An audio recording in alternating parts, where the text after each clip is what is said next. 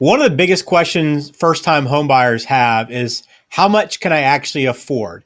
Today, we're going to actually look at some specific numbers in a situation for a young couple, maybe a common scenario, and actually break down the numbers and talk about how much they can afford, but how much they actually should pay for their new home. That's coming up.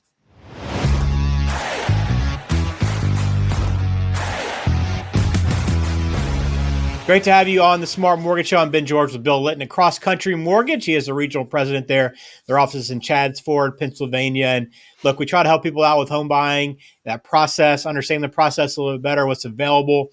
Bill, today's conversation is a good one because we talked about affordability in the past. I kind of want to break down a specific scenario with you, but this one's so important because just because you can't afford something doesn't mean you should buy it.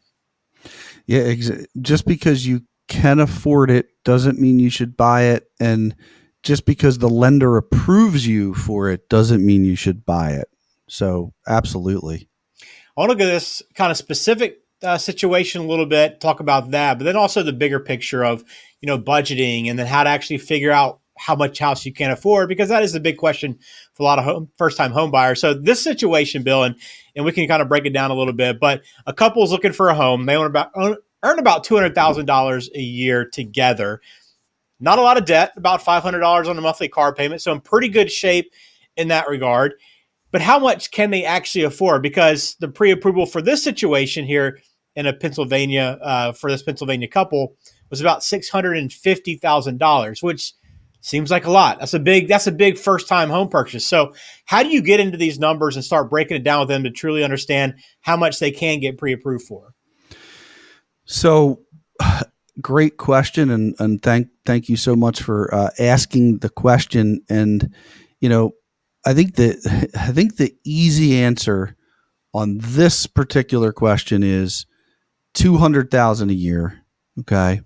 Only a reasonable car payment. That's the only other debt, and a $650,000 home. Reasonably, that seems affordable. Okay. So I think for these folks, there's probably a little more detail that we could have used on this question, but I think that if I were to, map out all of the payments, this definitely sounds within range. But, here's some general thoughts on these questions that can apply really to anybody. Okay. Okay. So I think that the big piece of the puzzle here is actually having a budget. Okay. Like creating a personal budget. And the first step would be, and let's just use our friends here with the $200,000 a year. Okay. If you're at $200,000 a year, then roughly your gross income is about $16,600 per year, roughly. Okay. But really important is that's not what you take home, right? So for anybody budgeting, make sure you're using your net numbers. So that's after your taxes or any other payroll deductions. Okay. So, roughly, if these folks are at a tax rate of, say, 35%. Okay. So that means they're going to take home 65%. Well, now the number that we're really keying in on the budget is 10,800. Okay. That's their net take home.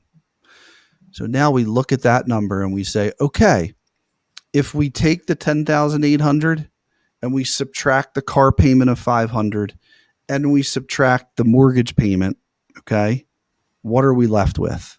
Okay. So just roughly speaking, okay, I'm just going to say 10,800 minus 500 minus, let's say, 4,000.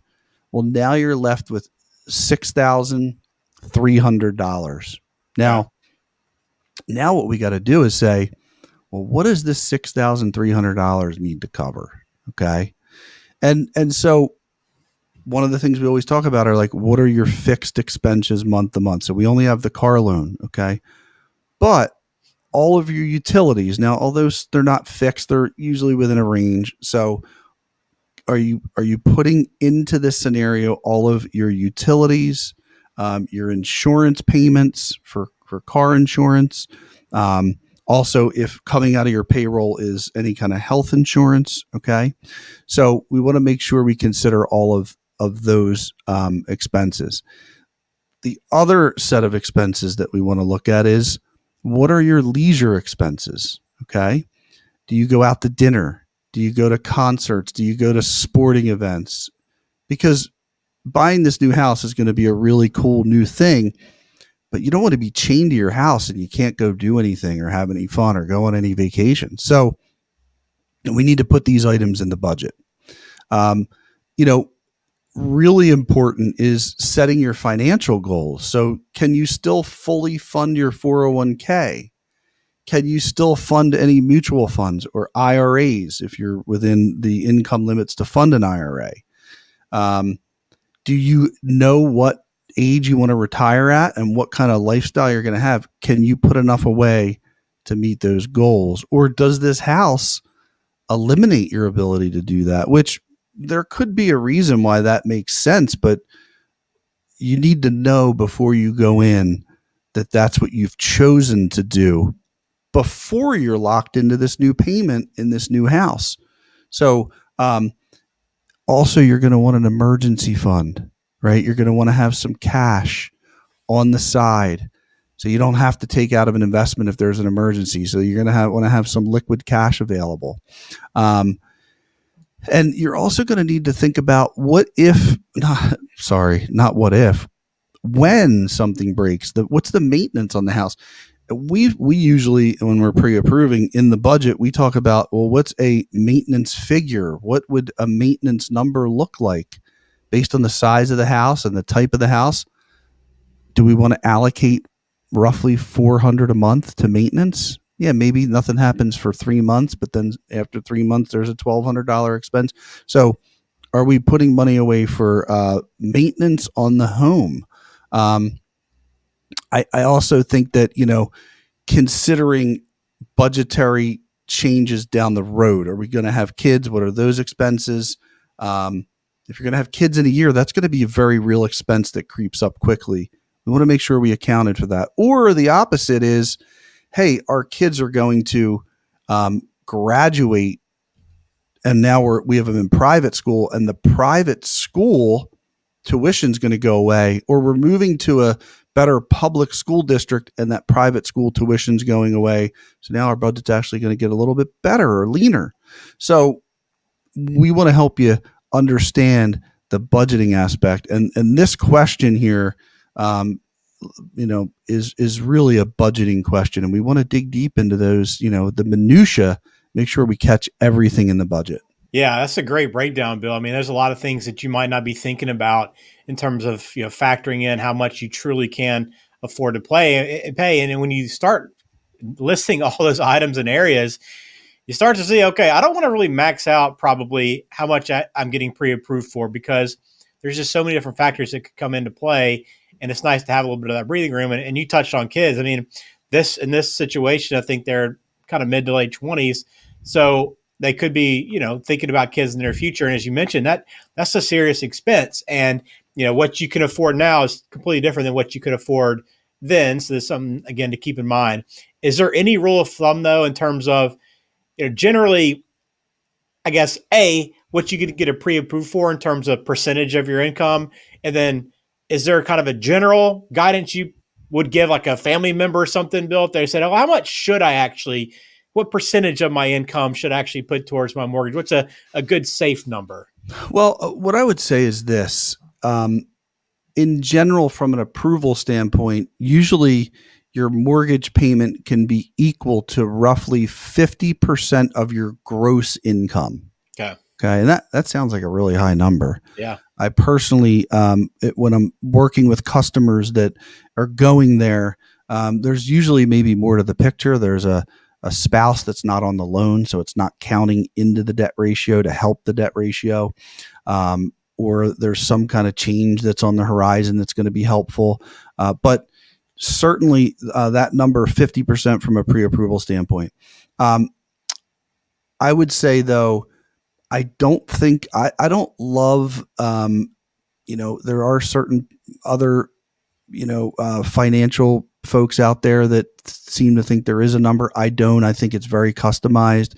I think we got to know more about the person. I think, the other piece of it too is the more money that you make, the more disposable income that you could have at the end of the day. So, I mean, theoretically speaking, and you see this on VA loans, because VA loans, they look at the disposable income. They don't really have a debt ratio requirement. It's a disposable income means if you made $100,000 a month and your bills are high, but after all of your obligations, you're still left with 20,000 in net income.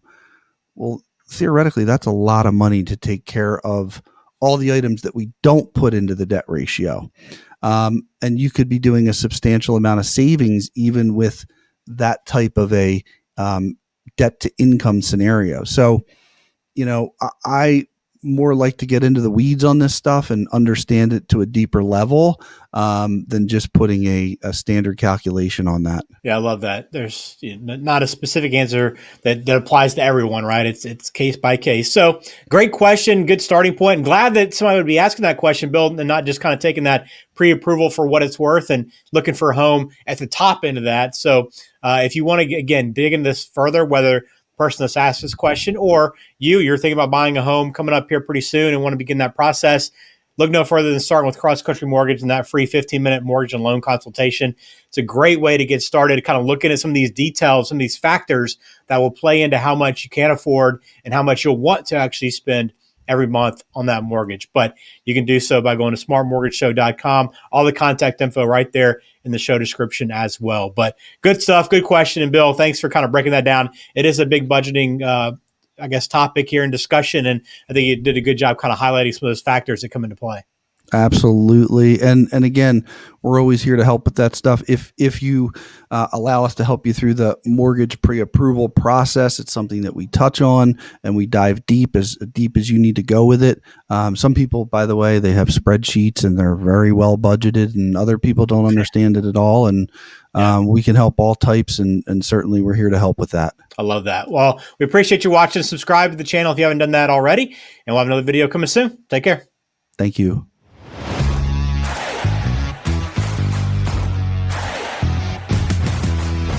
This program is for informational purposes only. Please consult a qualified professional before taking any action.